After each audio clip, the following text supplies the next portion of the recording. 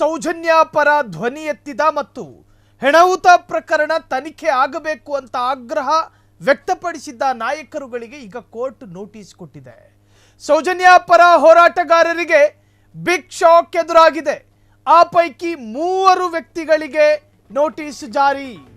ಸೌಜನ್ಯ ಹೋರಾಟಗಾರರಿಗೆ ದೊಡ್ಡ ಆಘಾತ ಇದು.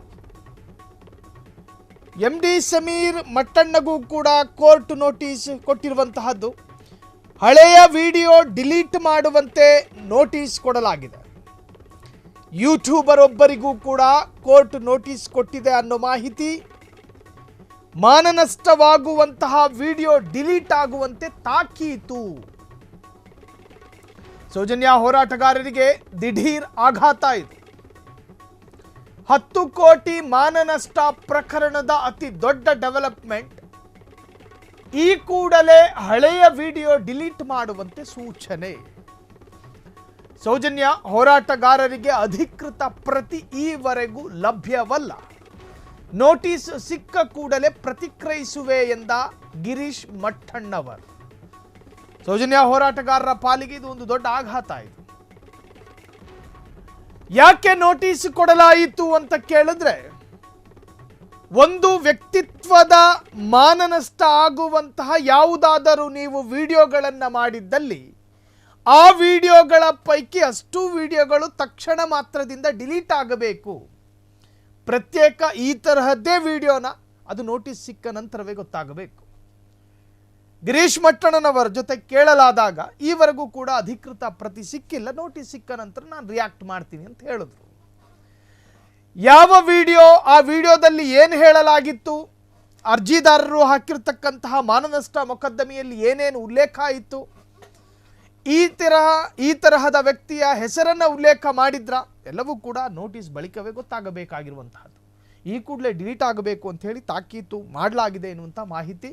ಸೌಜನ್ಯ ಹೋರಾಟಗಾರರಿಗೆ ಇದು ಅಧಿಕೃತವಾದಂತಹ ಪ್ರತಿ ಲಭ್ಯ ಆಗಿಲ್ಲ.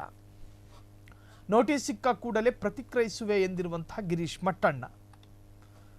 ನೋಡಬೇಕು ಆ ವಿಡಿಯೋಗಳಲ್ಲಿ ಯಾರ ಹೆಸರು ಉಲ್ಲೇಖ ಇತ್ತು, ಯಾರಿಗೆ ಅದು ಆಘಾತ ಅಥವಾ ಘಾಸಿ ಉಂಟು ಮಾಡುವಂತಹ ವಿಚಾರ ಆಗಿ ಮಾರ್ಪಡುತ್ತೆ, ಇವೆಲ್ಲವೂ ಕೂಡ ಕೌಂಟ್ ಆಗುತ್ತೆ. MD ಸಮೀರ್, ಗಿರೀಶ್ ಮಟ್ಟಣ್ಣ ಮತ್ತು ರಾಂಪೇಜ್ ಯೂಟ್ಯೂಬರ್ ಹಳೆಯ ವಿಡಿಯೋ ಡಿಲೀಟ್ ಮಾಡುವಂತೆ ನೋಟಿಸ್. ಯೂಟ್ಯೂಬರ್ ಒಬ್ಬರಿಗೂ ಕೂಡ ಕೋರ್ಟ್ ನೋಟಿಸನ್ನು ಕೊಡಲಾಗಿದ್ದು, ಮಾನನಷ್ಟವಾಗುವಂತಹ ವಿಡಿಯೋ ಡಿಲೀಟ್ ಆಗುವಂತೆ ತಾಕೀತು. ಸೌಜನ್ಯ ಹೋರಾಟಗಾರರಿಗೆ ಇದು ದಿಢೀರ್ ಶಾಕ್ ಆಗಿ ಪರಿಣಮಿಸಿದೆ. 10 ಕೋಟಿ ಮಾನನಷ್ಟ ಪ್ರಕರಣದ ಅತಿ ದೊಡ್ಡ ಡೆವಲಪ್ಮೆಂಟ್ ಸುದ್ದಿ. ಈ ಕೂಡಲೇ ಹಳೆಯ ವಿಡಿಯೋ ಡಿಲೀಟ್ ಮಾಡುವಂತೆ ಸೂಚನೆಯನ್ನು ಕೊಡಲಾಗಿದೆ. ಸೌಜನ್ಯ ಹೋರಾಟಗಾರರಿಗೆ ಅಧಿಕೃತ ಪ್ರತಿ ಈವರೆಗೂ ಲಭ್ಯವಲ್ಲ. ನೋಟಿಸ್ ಸಿಕ್ಕ ಕೂಡಲೇ ಪ್ರತಿಕ್ರಿಯಿಸುವೆ ಎಂದಿರುವ ಮಟ್ಟಣ್ಣವರ್. ಸೌಜನ್ಯ ಹೋರಾಟ, MD ಸಮೀರ್ ಆರಂಭದಲ್ಲಿ ಸಾಕ್ಷ್ಯ ನಾಶ ಎನ್ನುವಂಥ ವಿಡಿಯೋ ಮಾಡಿ ಹರಿಯಬಿಟ್ಟಿದ್ದರು. ಅದಾದ ನಂತರ ಆ ಪ್ರಕರಣ ರಾಷ್ಟ್ರದಾದ್ಯಂತ ಮಾತ್ರವಲ್ಲದೆ ಜಗತ್ತಿನಾದ್ಯಂತ ಸಂಚಲನವನ್ನು ಮೂಡಿಸಿತ್ತು. ಧರ್ಮಕ್ಷೇತ್ರದ ಆಸುಪಾಸಿನಲ್ಲಿ ಈ ತರಹದ್ದೊಂದು ಕರ್ಮಕಾಂಡಗಳು ನಡೀತಾ ಇದೆಯಾ ಎನ್ನುವಂತಹ ಅರ್ಥದಲ್ಲಿ ದೇಶದಾದ್ಯಂತ ಜಾಗತಿಕವಾಗಿ ಚರ್ಚೆಯಾಗಿತ್ತು. ಅದಾದ ನಂತರ ಸೌಜನ್ಯ ಪರ ಹೋರಾಟ ಮಾಡಿದವರ ಪೈಕಿ ಗಿರೀಶ್ ಮಟ್ಟಣ್ಣನವರು ಕೂಡ ಒಬ್ಬರಾಗಿದ್ದರು. ಅವರಿಗೂ ಕೂಡ ನೋಟಿಸ್ ಹೋಗಿದೆ ಎನ್ನುವಂತಹ ವಿಚಾರ. ಇನ್ನು ಈ ಸೌಜನ್ಯ ಪರ ವಿಡಿಯೋಗಳನ್ನು ಮಾಡಿಬಿಡ್ತಾ ಇದ್ದಂತಹ ಖಾಸಗಿ ಯೂಟ್ಯೂಬ್ ಚಾನಲ್, ಆತನಿಗೂ ಕೂಡ ಇದಕ್ಕೆ ಸಂಬಂಧಪಟ್ಟ ಹಾಗಿನ ನೋಟಿಸ್ ಹೋಗಿದೆ ಎನ್ನುವಂಥ ಮಾಹಿತಿ ಇದೆ. 10 ಕೋಟಿ ಮಾನನಷ್ಟ ಪ್ರಕರಣ ಅದು. ಈ ಕೂಡಲೇ ಹಳೆಯ ವಿಡಿಯೋ ಡಿಲೀಟ್ ಮಾಡುವಂತೆ ಸೂಚನೆಯನ್ನು ಕೊಡಲಾಗಿದ್ದು, ನೋಟಿಸ್ನಲ್ಲಿ ಪ್ರತ್ಯೇಕವಾಗಿ ಉಲ್ಲೇಖ ಮಾಡಲಾಗಿರುತ್ತೆ. ಯಾವ ವಿಡಿಯೋ ಯಾವಾಗ ಮಾಡಿದ್ರು ಮತ್ತು ಯಾವ ಸಂದರ್ಭದಲ್ಲಿ ಅದನ್ನು ವೈರಲ್ ಮಾಡಲಾಯಿತು, ಜೊತೆಗೆ ಆ ವಿಡಿಯೋದಲ್ಲಿ ಉಲ್ಲೇಖ ಮಾಡಿರತಕ್ಕಂತಹ ಹೆಸರುಗಳು ಯಾವುದು, ಯಾವ ವ್ಯಕ್ತಿತ್ವಕ್ಕೆ ಘಾಸಿ ಉಂಟು ಮಾಡುವಂತಹ ರೀತಿಯಲ್ಲಿ ಇವರುಗಳು, ಅಂದರೆ ನೋಟಿಸ್ ಯಾರ್ಯಾರಿಗೆ ಸಿಕ್ಕಿದೆಯೋ ಅವರುಗಳು ಯಾವ ತರಹ ಮಾತನಾಡಿದ್ದಾರೆ, ಇವೆಲ್ಲವೂ ಕೂಡ ಅದರಲ್ಲಿ ಉಲ್ಲೇಖ ಆಗಿರುತ್ತೆ. ಸೊ ಈಗಾಗಲೇ ನಾವು ಕೇಳಲಾಗಿದ್ದು, ಗಿರೀಶ್ ಮಟ್ಟಣ್ಣನವರು ಆ ತರಹದ್ದೊಂದು ಅಧಿಕೃತ ಪ್ರತಿ ಇನ್ನೂ ಲಭ್ಯ ಅಲ್ಲ, ಲಭ್ಯಗೊಂಡ ನಂತರ ನಾನು ಪ್ರತಿಕ್ರಿಯಿಸುವೆ ಅನ್ನುವಂಥ ಮಾತನ್ನು ಕೂಡ ಹೇಳ್ತಾ ಇದ್ರು. ಸೊ ಸೌಜನ್ಯ ಹೋರಾಟಗಾರರ ಪೈಕಿ ಒಂದಷ್ಟು ಜನರಿಗೆ ನೋಟಿಸ್ ಮುಖಾಂತರ ಆಘಾತ ಆಗಿದೆ.